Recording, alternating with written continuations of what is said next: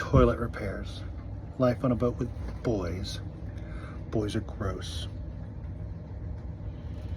They only call you after there's a major problem. Some kind of foreign object debris, FOD, has been flushed down the toilet. And my fingers aren't long and bendy enough to reach down and try to get it out. So I've had to dip out a full bowl a few times, and I'm gonna have to take the toilet apart now. They're cleaning the toilet area because they're gross, and I'm not exaggerating, there's urine everywhere.